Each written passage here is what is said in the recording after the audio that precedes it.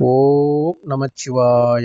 வணக்கம் நண்பர்களே! உங்கள் ஜோதிடர் தர்மராஜன். இன்று நாம் காண இருக்கும் தலைப்பு எதைப் பற்றி என்றால், செப்டம்பர் மாத பலன்கள் வரிசையிலே காலபுருஷ தத்துவப்படி 8வது ராசியான விருச்சிக ராசியை பற்றி இப்ப பார்க்கலாம். அதுக்கு முன்னாடி நம்ம சேனலை இப்பதான் நீங்க முதல் முறையா பார்க்குறீங்க அப்படின்னா, நம்ம சேனலை சப்ஸ்கிரைப் பண்ணுங்க.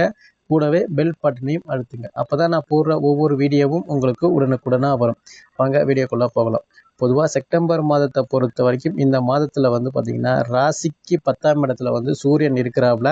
அதாவது சூரியனை பொறுத்த வரைக்கும் 17ஆம் தேதி வரையும் 10ஆம் இடத்துலையும், 17ஆம் தேதிக்கு பிறகு லாபஸ்தானத்துக்கும் போறாப்ல. சுக்கிரனை பொறுத்த வரைக்கும் லாபஸ்தானத்துல 18ஆம் தேதி வரையும் இருக்கிறாரு. 18ஆம் தேதிக்கு பிறகு விரயஸ்தானம் என்று சொல்லப்படுகின்ற 12ஆம் இடத்துல ஆட்சி வீட்டுக்கு வராரு சுக்கிரன். புதனை பொறுத்த வரைக்கும் 23ஆம் தேதி வரையும் 10ஆம் இடத்துலையும், 23ஆம் தேதிக்கு பிறகு லாபஸ்தானத்துல ஆட்சி வீட்டுல உச்சம் அடைகிறாரு புதனை பொறுத்த வரைக்கும். 4ஆம் இடத்துல சனீஸ்வரர் ஆட்சி வீட்டுல வக்ர நிலையில இருக்கிறாரு. 5ஆம் பாவகத்துல ராகுவும், 7ஆம் பாவகத்துல பார்த்தீங்கன்னா குரு பகவான் இருக்கிறாப்ல. 8ஆம் இடத்துல செவ்வாய், லாபஸ்தானத்துல கேது.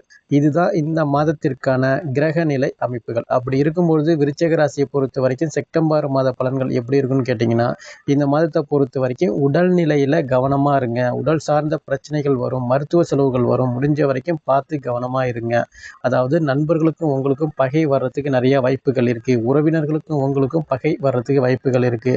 அது நண்பர்கள் விஷயமாக இருந்தாலும் சரி, உறவினர் சார்ந்த பிரச்சனைகளாக இருந்தாலும் பகை வர்றதுக்கு வாய்ப்புகள் இருக்கிறதால முடிஞ்ச வரைக்கும் விட்டு கொடுத்து அனுசரித்து போகிறது ரொம்ப நல்லது. உடல் சார்ந்த பிரச்சனைகளில் கவனம் செலுத்துறதால பார்த்தீங்கன்னா, பொதுவாக ஒரு பிரச்சனை நடந்துட்டு இருக்கும், நீங்கள் போய் வேடிக்கை பார்த்துட்டு இருப்பீங்க. ஆனால் பிரச்சனை நடக்கக்கூடிய இடத்துல அவங்களுக்கு எதுவும் சேதாரம் ஏற்படாது. ஆனால் வேடிக்கை பார்க்கக்கூடிய உங்களுக்கு சேதாரம் ஏற்படக்கூடிய சூழல் இருக்கிறதால முடிந்த வரைக்கும் நீங்கள் உண்டு உங்கள் வேலை உண்டு அப்படின்னு இருக்கிறது ரொம்ப நல்லது. அதே போல் பார்த்தீங்கன்னா, இந்த மாதத்தை பொறுத்த வரைக்கும் வேலையில் இருக்கக்கூடிய நபர்களை பொறுத்த வரைக்கும் கடின உழைப்பு அப்படிங்கிறது இருக்கும், அலைச்சல் அப்படிங்கிறது இருக்கும். போன மாதத்தை விட இந்த மாதம் கடினமான வேலை, கடினமான அலைச்சல், கடினமான உழைப்பு எல்லாமே உங்களுக்கு இருக்கும். அந்த அளவுக்கு ஒரு பேரு புகழ் கிடைக்குமா அப்படின்னு கேட்டால் கிடையவே கிடையாது.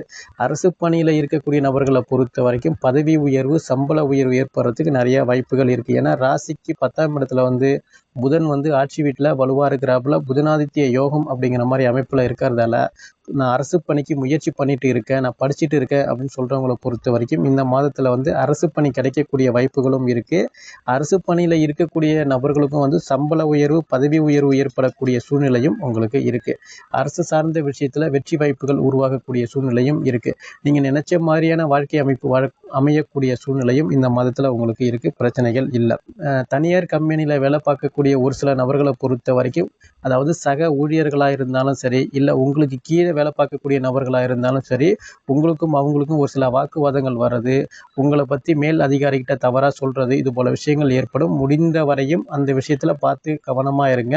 அவசரப்பட்டு ஒரு சில வார்த்தைகள் விடவும் வேண்டாம். அவசரப்பட்டு கோபப்பட்டு வேலையை விட்டு வெளியேறவும் வேண்டாம். ஏன்னா இந்த மாதத்தை பொறுத்த வரைக்கும் உங்களுக்கு புதிய வேலை கிடைக்கிறதுல கொஞ்சம் கடினம். அதனால் இருக்கிற வேலையை முடிஞ்ச வரைக்கும் சமாளித்து இருக்கிறது ரொம்ப நல்லது. அதே போல் ஒரு சில நபர்களை பொறுத்த வரைக்கும் புதிய வேலைக்கு முயற்சி பண்ணிட்டு இருக்கேன் அப்படின்னு சொல்கிறவங்களை பொறுத்த வரைக்கும் முயற்சி பண்ணுங்கள். கண்டிப்பான முறையில் வெற்றி வாய்ப்புகள் உருவாகும். வெளிநாடு செல்ல முயற்சி பண்ணுறேன் அப்படின்னு சொல்லிட்டு ஒரு சில பேர் யோசித்தாலும், இந்த மாதத்தில் உங்களுடைய சுய ஜாதகத்தில் வெளிநாடு செல்லக்கூடிய அமைப்பு இருந்துச்சுன்னா கண்டிப்பான முறையில் பணம் கட்டுங்க, வெளிநாடு செல்லுங்க. வெற்றி வாய்ப்புகள் நல்ல முறையில் இருக்கும். நல்ல வேலை பார்க்கக்கூடிய சூழ்நிலையும் உங்களுக்கு இருக்கும். அதே போல் திருமணம் சார்ந்த விஷயத்துலையும் பார்த்தீங்கன்னா, இந்த மாதத்தில் முதல் பகுதியில் பெரிய ஒரு பேச்சுவார்த்தை அப்படிங்கிறது தோல்வியில் முடிஞ்சாலும், 2வது பகுதியில் அதாவது சுக்கிரன் நீசத்தில் இருந்து 18ஆம் தேதிக்கு பிறகு ஆட்சி வீட்டுக்கு வந்த பிறகு திருமணம் சார்ந்த விஷயங்கள் எல்லாமே உங்களுக்கு கை கொடுக்கும்.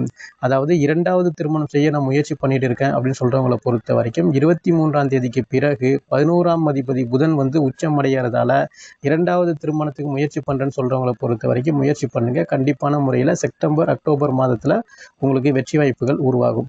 அதாவது இந்த விருச்சிக ராசிக்காரங்களை பொறுத்த வரைக்கும் பல நபர்கள் குடும்ப பிரிவு அப்படிங்கிற மாதிரி தான் ஒரு சில நபர்கள் போயிட்டு இருக்கு.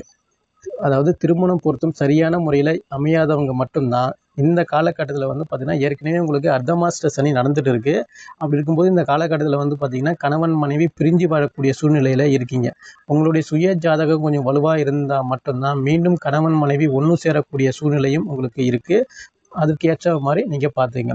இந்த மாதத்தில் வந்து சுக்கிரனை பொறுத்த வரைக்கும் 18ஆம் தேதி வரையும் நீச நிலையில் இருக்கிறதால கணவன் மனைவிக்குள்ள ஒரு சில பிரிவுகள், சண்டை சச்சரவு, கருத்து வேறுபாடுகள், விரைய செலவுகள், வாழ்க்கை துணைவிக்கு விரைய செலவுகள், இல்லை வாழ்க்கை துணை உங்களுடைய கணவருக்கு விரைய செலவுகள், மருத்துவ செலவுகள், இது போல விஷயங்கள் ஏற்படும். பார்த்து கவனமாக இருங்க. காதலை பொறுத்த வரைக்கும் இந்த மாதம் 18ஆம் தேதிக்கு பிறகு ப்ரொப்போஸ் பண்ணிங்கன்னா வெற்றி வாய்ப்புகள் கிடைக்கும். 18ஆம் தேதிக்கு முன்னாடி ப்ரொப்போஸ் பண்ணிங்கன்னா கண்டிப்பான முறையில் தோல்வி மட்டும்தான் உங்களுக்கு கிடைக்கும். அதே போல் ஏற்கனவே நான் காதல் பண்ணிட்டு இருக்கிறேன் அப்படின்னு சொல்கிறவங்கள பொறுத்த வரைக்கும் 18ஆம் தேதி வரைக்கும் ஒரு சில வாக்குவாதங்கள், கருத்து வேறுபாடுகள், மிஸ் அண்டர்ஸ்டாண்டிங் வரதான் செய்யும். அந்த 18ஆம் தேதிக்கு பிறகு மீண்டும் ஒன்று சேரக்கூடிய சூழல் அப்படிங்கிறது உங்களுக்கு அதிகமாகவே இருக்குது. இந்த காலகட்டத்தில் காதலுக்காக வந்து நீங்கள் அதிகமாக விரைய செலவு பண்ணக்கூடிய சூழ்நிலை ஏற்படும். அலைச்சல் அதிகமாகவே இருக்கும். ஆடம்பர பொருட்கள் அதிகமாக வாங்கக்கூடிய சூழ்நிலையும் உங்களுக்கு அதிகமாகவே இருக்குது.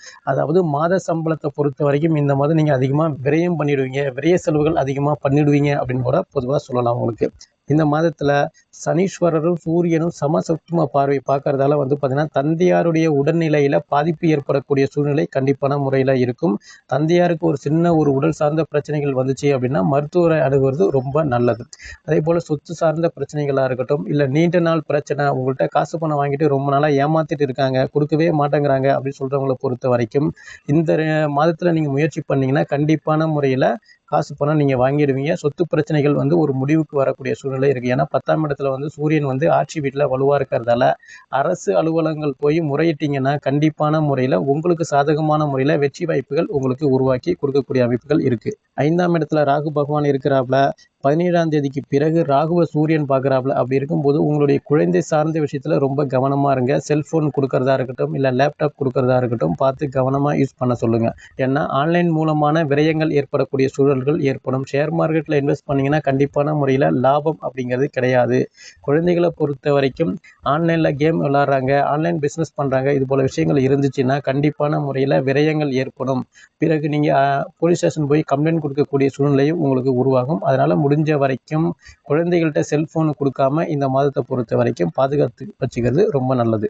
இந்த மாதத்தை பொறுத்த வரைக்கும் உங்களுக்கு யோகாதிபதி திசை புத்தி நடக்கிறவங்களை பொறுத்த வரைக்கும் அமைதியான முறையில் வாழ்க்கை செல்லும், அமைதியான முறையில் வேலை செய்யும், அமைதியான முறையில் குடும்பங்கள் நடத்தக்கூடிய சூழ்நிலையும் உங்களுக்கு அதிகமாகவே இருக்குது.